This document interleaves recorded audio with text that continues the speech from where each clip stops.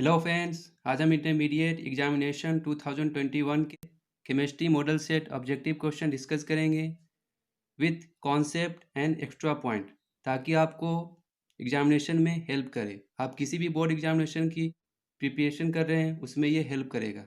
हमने previous lecture में 30 question तक डिस्कस किए थे। आज हम 31 क्वेश्चन से डिस्कस करेंगे। अगर प्रीवियस लेक्चर आप नहीं देखे हैं तो उसका डिस्क्रिप्शन में लिंक है, वहाँ जाके आप देख सकते हैं। तो चलिए क्वेश्चन डिस्कस करते हैं। 31 नंबर क्वेश्चन है,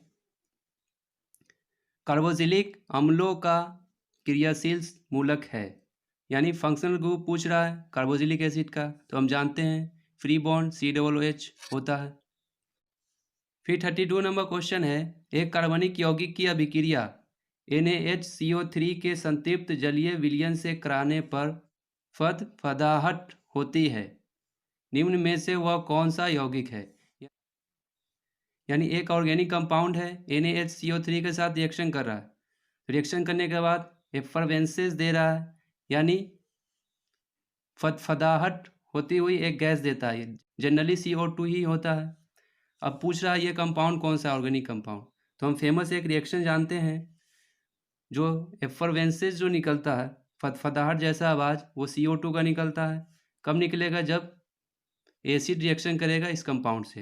तो जैसे ही एसिड रिएक्शन करेगा CH3 COOH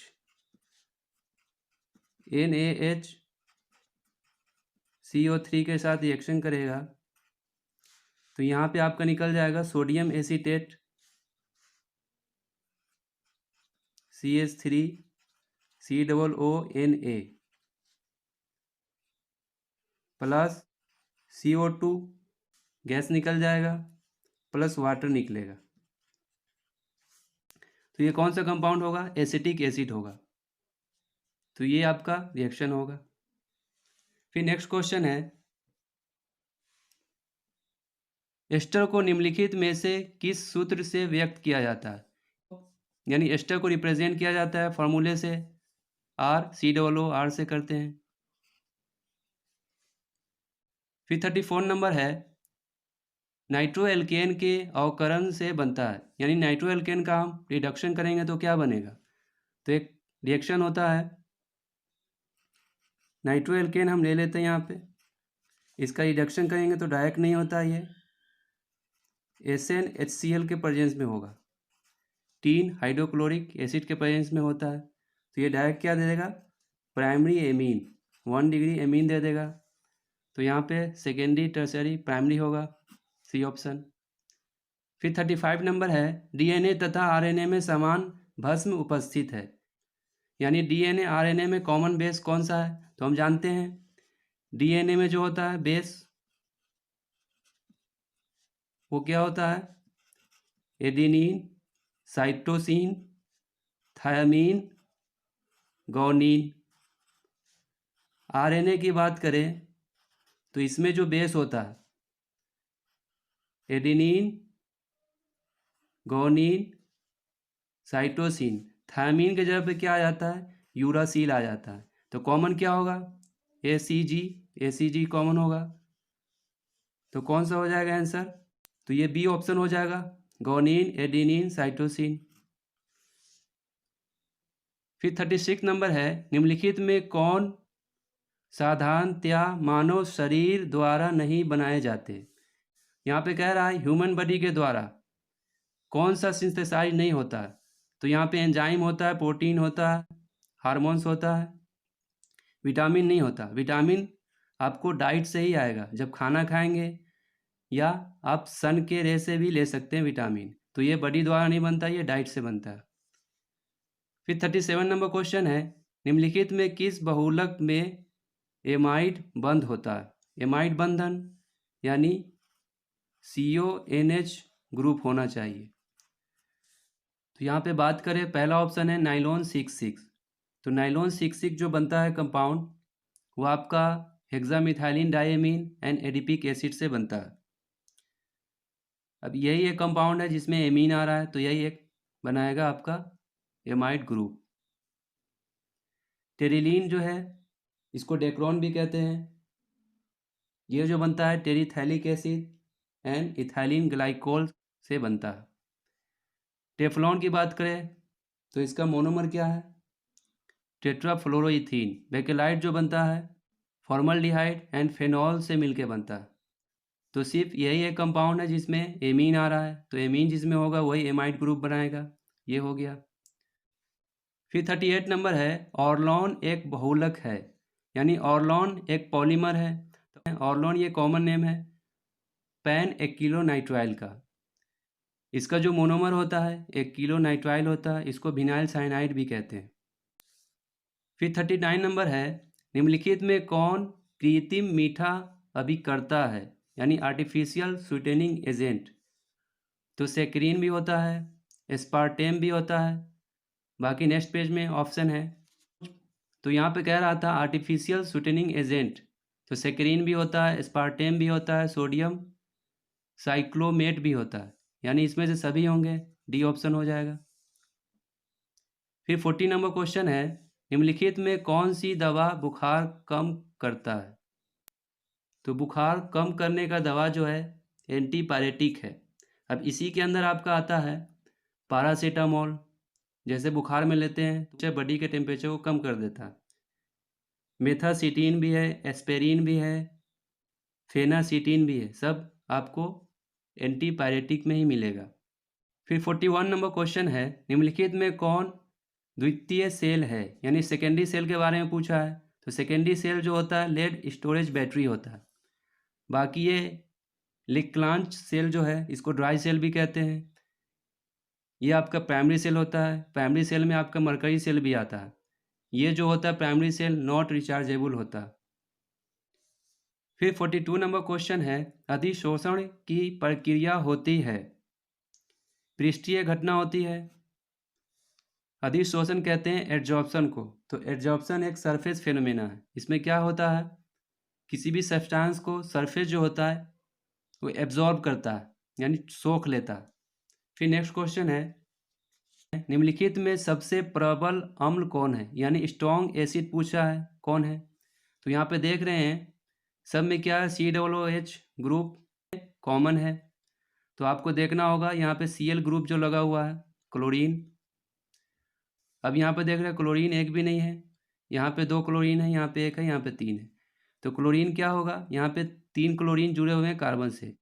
क्लोरीन का जो इलेक्ट्रोनिगेटिविटी होता है वो कार्बन से ज़्यादा होता है, तो ये क्या करेगा, क्लोरीन कार्बन से इलेक्ट्रॉन ले लेगा, कार्बन से इलेक्ट्रॉन क्या करेगा अपनी तरफ खींच लेगा।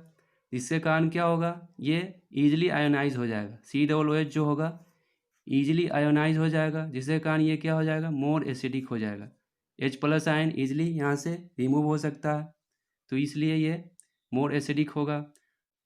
अब एक पॉइंट यहाँ पे याद रखना है, जब एसिड ग्रुप हो COOH ग्रुप हो उसके साथ कोई EWG ग्रुप जुड़ा हुआ हो, यानी इलेक्ट्रॉन विड्रॉइंग ग्रुप, तो जितना इलेक्ट्रॉन विड्रॉइंग ग्रुप COOH के साथ जुड़ा हुआ हो वो उतना मोर एसिडिक होगा, और जितना नियर जुड़ा हुआ हो, नज़दीक जुड़ा हुआ हो, उतना मोर एसिडिक होगा। तो ये याद रखना है। फिर 44 नंबर क्वेश्चन है, निम्नलिखित में टर्शरी एमीन कौन है? तो ये प्राइमरी एमीन है, ये सेकेंडरी है, ये टर्शरी है, सी ऑप्शन होगा। अब कैसे पहचानेंगे, NH2 जो है ग्रुप, इसमें 2 हाइड्रोजन है, ये तो फ्री बॉन्ड है, ये कहीं जुड़ा रहेगा। अगर N के साथ 2 हाइड्रोजन है तो ये प्राइमरी होगा, फर्स्ट डिग्री। अगर नाइट्रोजन के साथ 1 हाइड्रोजन है तो ये सेकेंडरी होगा, 2 डिग्री। अगर नाइट्रोजन के साथ एक भी हाइड्रोजन नहीं है तो ये क्या होगा, थर्ड डिग्री होगा। तो यहाँ देख रहे हैं नाइट्रोजन के साथ सिर्फ कार्बन यहाँ बॉन्डेड है, कोई हाइड्रोजन नहीं है, थर्ड डिग्री होगा। फिर 45 नंबर क्वेश्चन है, RNA में पाया जाने वाला प्यूरीन भस्म है। तो 2 टाइप के बेस होते हैं, एक प्यूरीन होता है, एक पायरेमिडीन होता है। प्यूरीन की बात करें तो प्यूरीन में आता है एडिनिन गुआनिन। पायरेमिडीन की बात करें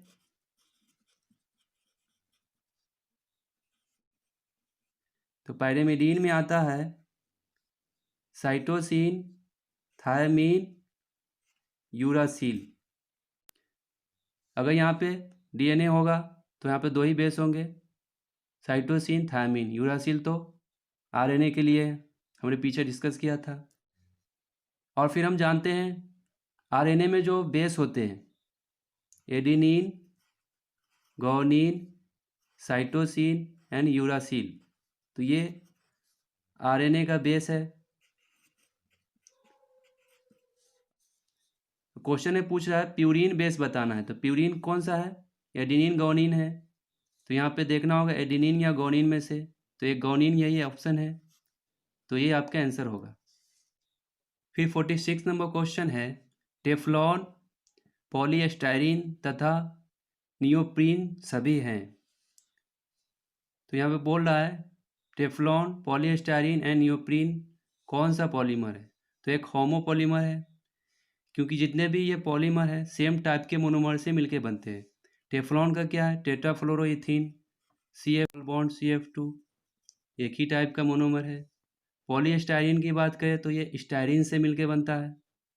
अगर नियोप्रीन की बात करें तो इसका जो मोनोमर होता है 2-chloro-1,3-ब्यूटाडाइईन। तो सब तीनों जो है एक ही टाइप के मोनोमर से मिलके बनता है, इसलिए ये होगा होमोपॉलीमर। फिर 47 है दर्द निवारण की दवाइयाँ कहलाती है, यानी पेन किलर मेडिसिन, जो दर्द को खत्म करने वाला दवाई होता है उसको क्या कहते हैं? एनाल्जेसिक कहते हैं, तो ये ऑप्शन होगा। फिर 48 नंबर है निम्न में किसमें फ्रैंकल दोष है? तो यहाँ पे पूछ रहा है इसमें से किस कंपाउंड में फ्रैंकल डिफेक्ट होता है? तो फ्रैंकल डिफेक्ट ज़्यादातर आपको सिल्वर के कंपाउंड में मिलेगा, AgCl, silver chloride, silver iodide, silver bromide, ये तीनों कंपाउंड में होता है। फिर एक है एक्स्ट्रा जिंक सल्फाइड में भी होता है, तो यहाँ पे देख लीजिए सिल्वर, तो यहाँ पे डी ऑप्शन होगा, सिल्वर ब्रोमाइड में होता है फ्रैंकल डिफेक्ट। फ्रैंकल डिफेक्ट में क्या होता है, आयनिक सॉलिड जो रहते हैं उसमें से जो स्मॉलर आयन है वो डिसलोकेट हो जाते हैं अपने नॉर्मल साइड से इंटरस्टिशियल साइड पे, जिससे सब्सटेंस के डेंसिटी जो होगा वो सेम रहता है। फिर नेक्स्ट क्वेश्चन है वायुमंडलीय दाब पर निम्नलिखित में किसका क्वथनांक सबसे उच्च होता है? यानी एटमॉस्फेरिक प्रेशर पे इसमें से किस कंपाउंड का बॉइलिंग पॉइंट हाईएस्ट होता है? तो ऑप्शन नेक्स्ट पेज में है, वहाँ पे हम डिस्कस करते हैं। तो यहाँ पे ऑप्शन सबका दिया हुआ है, 0.1 मोलालिटी दिया हुआ है, यानी कंसंट्रेशन सब में सेम है, तो हमें क्या देखना होगा? 1/2 फैक्टर होगा, क्योंकि change in boiling point directly proportional होता है 1/2 फैक्टर के। अब 1/2 फैक्टर कैसे निकालेंगे? जैसे ही NaCl को हम आयनाइज करेंगे तो ये क्या होगा, Na प्लस Cl माइनस, तो इसमें नंबर ऑफ पार्टिकल्स कितने आ गए? 1 Na प्लस है, 1 Cl माइनस है, तो I का वैल्यू कितना आ गया? 2 आ गया। फिर इसका निकाले तो ये सुक्रोज जो है ऑर्गेनिक कंपाउंड है, तो ऑर्गेनिक कंपाउंड ना डिसोसिएट होता है ना एसोसिएट होता है। फिर यहाँ पे बेरियम क्लोराइड है, इसको आयन में तोड़ते हैं तो आ जाएगा बेरियम प्लस 2 Cl माइनस, तो यहाँ पे टोटल पार्टिकल्स कितने आ गए? 2 यहाँ पे 1 यहाँ पे, तो I का वैल्यू कितना आ गया? 3 आ गया। यहाँ पे देखिए ग्लूकोज है, तो एक ऑर्गेनिक कंपाउंड है, तो ये भी ना डिसोसिएट होगा ना एसोसिएट होगा, तो I का वैल्यू मैक्सिमम इसका है, तो इसी की बॉइलिंग पॉइंट हाईएस्ट होगा। फिर 50 नंबर है सोडियम क्लोराइड के जलीय घोल का विद्युत विच्छेदन करने पर धनोद एवं ऋणोद पर प्राप्त प्रतिफल है। यानी सोडियम क्लोराइड के एक्वस सॉल्यूशन का जब हम इलेक्ट्रोलाइसिस करवाएंगे तो एनोड कैथोड पे क्या मिलेगा? जब एक्वस सॉल्यूशन दिया हुआ हो तो आपको मिलेगा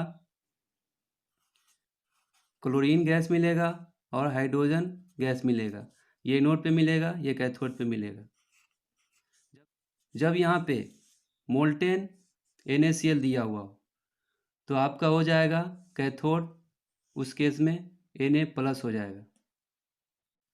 फिर 51 नंबर है जल में H2 gas plus Cl2 gas मिलाने पर 2HCl अभिक्रिया की कोटि है। यानी ये रिएक्शन जो हो रहा है वाटर में हो रहा है, तो इसका हमें ऑर्डर निकालना है। तो यहाँ पे आपको ध्यान रखना है कि ऑर्डर ऑफ रिएक्शन जो निकालते हैं वो एक्सपेरिमेंटली डिटरमाइन किया जाता है। तो जल में रिएक्शन कर रहे हैं यानी नेचुरल प्रोसेस हो रहा है। जैसे बहुत सारा रिएक्शन लाइट के प्रेजेंस में होता है, सन के प्रेजेंस में, तो वो भी आपका क्या माना जाता है, नेचुरल रिएक्शन। तो नेचुरल रिएक्शन के केस में आपको जो ऑर्डर ऑफ रिएक्शन लिया जाता है 0 लिया जाता है। सिर्फ ये रिएक्शन दिया जाता है H2 gas plus Cl2 gas 2HCl बना रहा है, तो उस केस में आपको ऑर्डर क्या मिलता है, इसका कोफिशिएंट 1 है, इसका कोफिशिएंट 1, तो 2 मिल जाता है। मगर यहाँ पे कंडीशन लगा दिया है वाटर में, तो क्या होगा, 0 होगा। फिर 52 नंबर क्वेश्चन है, किसी गैस के ठोस सतह पर अधिशोषण की मात्रा निर्भर करती है। यानी कह रहा है अमाउंट ऑफ गैस जो सॉलिड के सरफेस पे एब्जॉर्ब होता है वो किस पे डिपेंड करता है, तो आपको टेम्परेचर ऑफ गैस पे भी करेगा, प्रेशर पे भी करता है, नेचर ऑफ गैस पे भी करेगा, इसमें से सभी पे करते हैं, डी ऑप्शन होगा। फिर 53 नंबर क्वेश्चन है, कच्चा लोहा में अशुद्धि के रूप में निम्नलिखित में कौन सा तत्व अत्यधिक मात्रा में उपस्थित रहता है। यानी यहाँ पे कह रहा है पिग आयरन में जो सबसे ज़्यादा इम्प्यूरिटी होती है वो कौन सा होता है, तो इम्प्यूरिटी इसमें से फॉस्फोरस भी होगा, मैग्नीज भी होता है, कार्बन भी होता है, सिलिकॉन भी होता है, मगर ज़्यादा मात्रा में जो होगा मैक्सिमम अमाउंट होता है इम्प्यूरिटी का पिग आयरन में कार्बन का होता है। 54 नंबर है, निम्न में से कौन सा ऑक्साइड उभयधर्मी है। यानी एम्फोटेरिक ऑक्साइड के बारे में पूछ रहा है। तो एम्फोटेरिक ऑक्साइड कैसा होता है, जिसमें एसिडिक नेचर भी हो, बेसिक नेचर भी हो, तो जनरली आपका जिंक ऑक्साइड होगा। ये सोडियम ऑक्साइड है, मेटल का ऑक्साइड, बेसिक होता है। ये भी मेटल का ऑक्साइड है, ये जनरली बेसिक होता है। नॉन मेटल का ऑक्साइड है तो ये कैसा होता है, एसिडिक होता है। फिर Al2O3 भी आते हैं, एल्युमिनियम ऑक्साइड भी एम्फोटेरिक में ही आता है, याद रखेंगे ये। फिर 55 नंबर है, निम्नलिखित में सबसे प्रबल लुईस अम्ल कौन है। यानी ये कंपाउंड दिया हुआ है, इसमें हमें स्ट्रॉन्गेस्ट लुईस एसिड देखना है। तो ये बोरॉन हैलाइड का कंपाउंड है।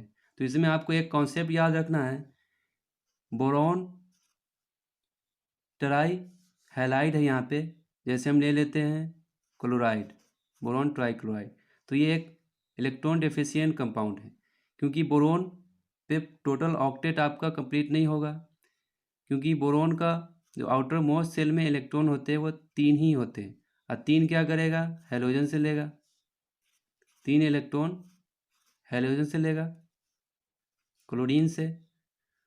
तो इसके पास, बोरॉन के पास 6 इलेक्ट्रॉन ही होंगे।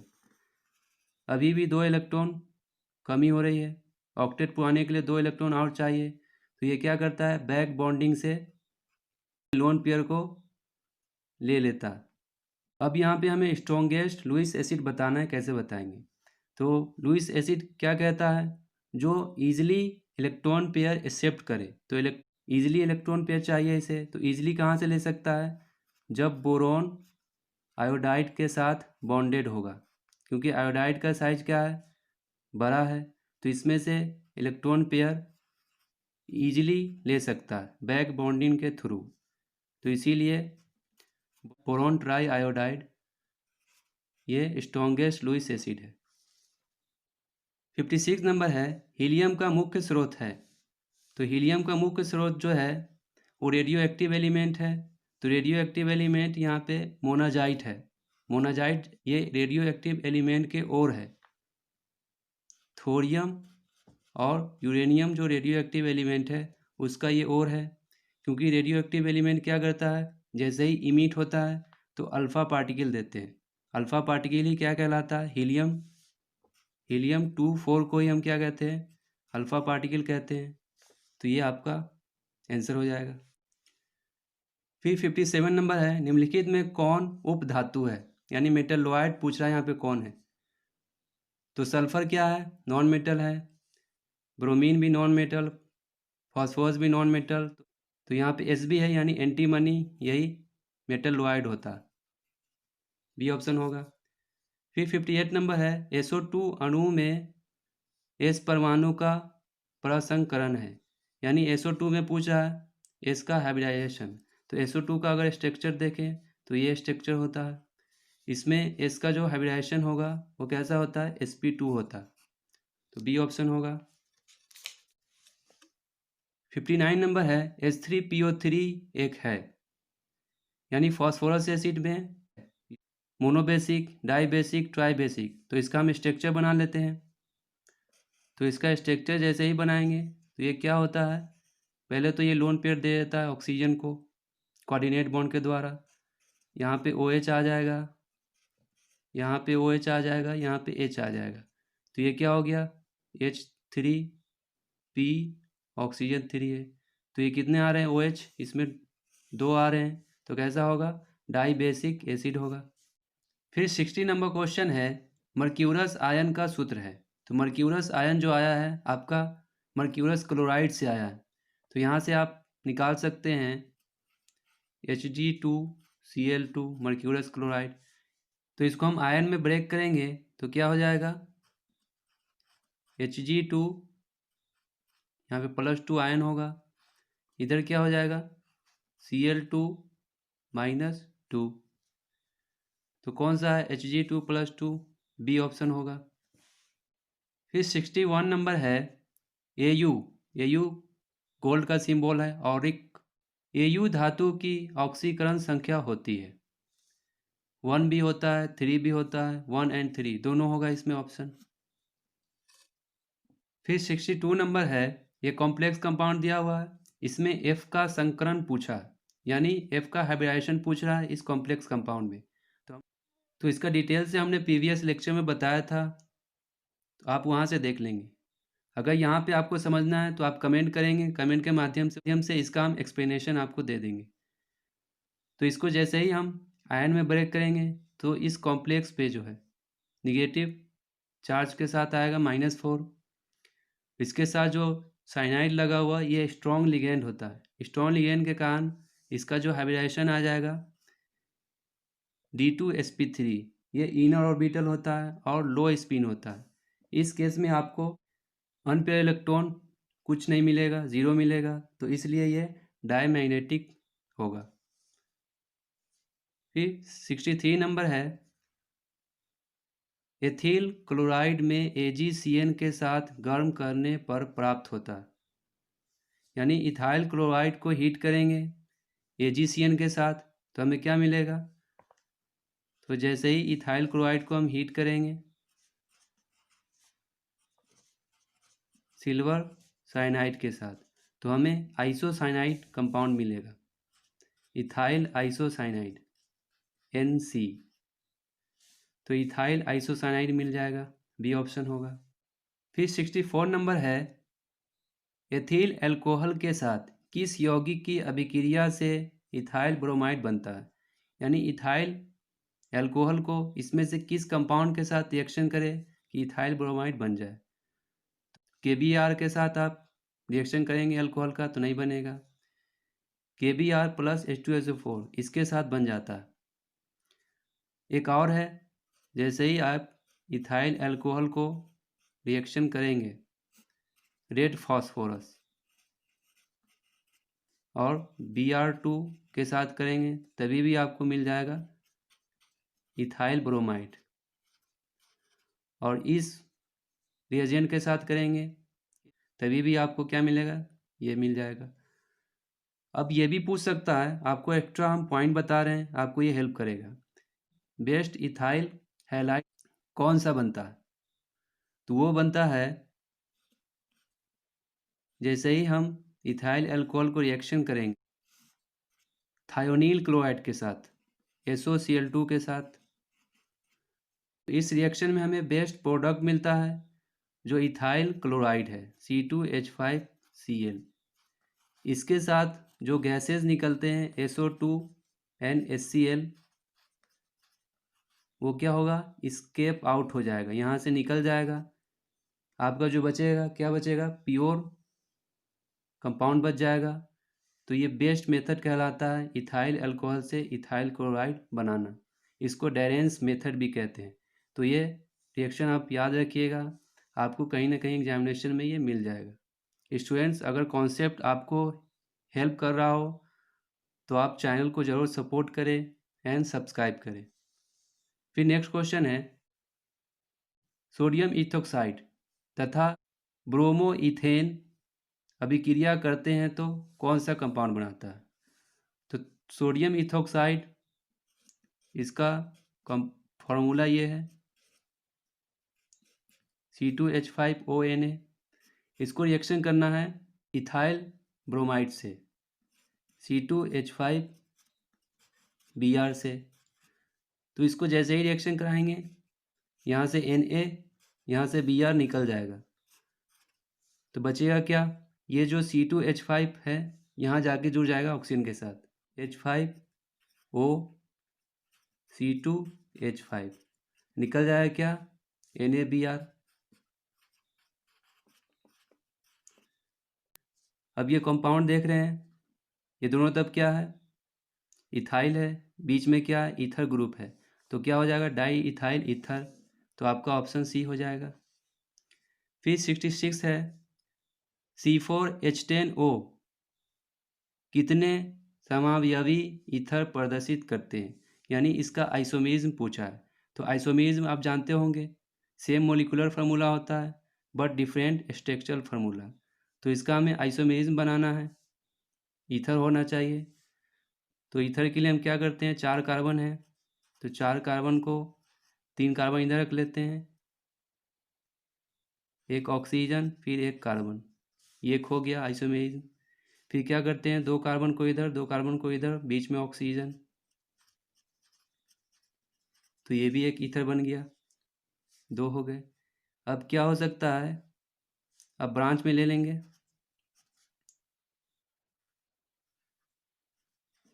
एक ब्रांच लगा देते हैं कार्बन का, तो ये 3 पॉसिबल आइसोमेरिज्म बनेंगे ईथर का, तो आंसर 3 हो जाएगा। 67 है, निम्नलिखित यौगिकों में किस पर इलेक्ट्रॉन स्नेही द्वारा तुरंत आक्रमण होगा? यानी इसमें से किस कंपाउंड पर इलेक्ट्रोफाइल के द्वारा ज़्यादा अटैक होगा, यानी मोस्टली अटैक होता है? तो यहाँ पे क्लोरोबेंजीन है, तो क्लोरोबेंजीन है क्या है? डीएक्टिवेटिंग ग्रुप है, ऑर्थो पैरा डायरेक्टिंग है। आपको साइट कहाँ पे खाली करेगा? जैसे ये क्लोरोबेंजीन है तो ऑर्थो पैरा डायरेक्टिंग है, यानी इलेक्ट्रोफाइल जो आएगा ऑर्थो या पैरा पे आ सकता है। बेंजीन, बेंजीन में नहीं होगा, फेनॉल में भी होता है, इसमें भी क्या आएगा? इलेक्ट्रोफाइल कहाँ आ सकता है? ऑर्थो या पैरा पे आएगा। फिर टॉलिन में भी होगा, टॉलिन का ये स्ट्रक्चर है, बेंजीन पे CH3। तीनों क्या है?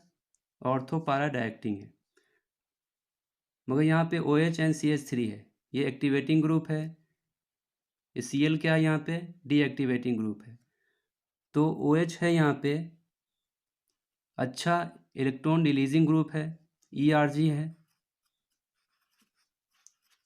इसके कंपैरिजन में, क्योंकि ये क्या करेगा? इलेक्ट्रॉन रिलीज करेगा टुवर्ड्स द बेंजीन रिंग, ज़्यादा करता है, जिसके कारण क्या होगा? कोई भी इलेक्ट्रोफाइल आएगा बहुत जल्दी अटैक कर देगा ऑर्थो या पैरा पे।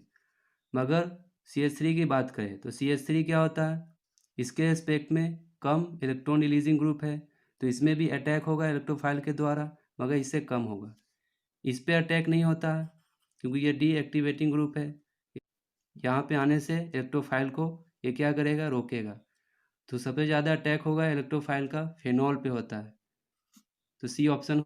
68 नंबर है, निम्नलिखित में किसका उपयोग फार्मेलिन के रूप में होता है? HCHO। अब ये जो फॉर्मेलिन है ये फॉर्मल्डिहाइड से ही आया, मगर कितना रहता है? 30 से 40% ही रहता है, तो ऑप्शन ए होगा। मगर इसका एक्स्ट्रा पॉइंट देख लें, आपको कहीं ना कहीं एग्जामिनेशन में मिल जाएगा। ये फॉर्मेलिन जो होता है पंजेंट गैस होता है, पंजेंट गैस होगा।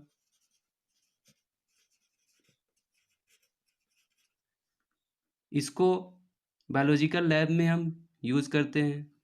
जो भी सैंपल होते हैं उसको प्रिजर्व करने के लिए, जो भी सैंपल होते हैं उसको ख़राब होने से बचाने के लिए हम इसका यूज़ करते हैं।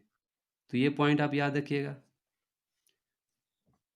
फिर 69 नंबर है, वह कार्बोक्सिलिक अम्ल जो टॉलेंस अभिकारक को अवकृत करता है। यानी कह रहा है कौन सा कार्बोक्सिलिक एसिड टॉलेंस रिएजेंट को रिड्यूस करता है। तो आपका करता है फॉर्मल्डिहाइड, क्योंकि इसमें एल्डिहाइड का भी ग्रुप आ जाता है। जैसे इसका हम स्ट्रक्चर बनाएं तो ये होता है। तो आप ये देखेंगे ये एल्डिहाइड में भी कॉमन होता है। तो एल्डिहाइड जो होगा क्या करता है, टॉलेंस रिएजेंट को रिड्यूस करता है, मगर यहाँ एसिड के फॉर्म में है तो एसिड में सिर्फ होगा, तो ऑप्शन ए होगा। फिर 70 नंबर क्वेश्चन है, क्लोरल का सूत्र है। तो क्लोरल का जो सूत्र होता है फॉर्मूला Cl3C2Ho। तो इसमें से देख लीजिए कौन सा कंपाउंड है, Cl3C2Ho, तो सी ऑप्शन होगा।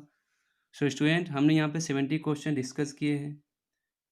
अगर आपको ये वीडियो हेल्प कर रहा हो तो आप ज़रूर चैनल को सपोर्ट करें और सब्सक्राइब करें।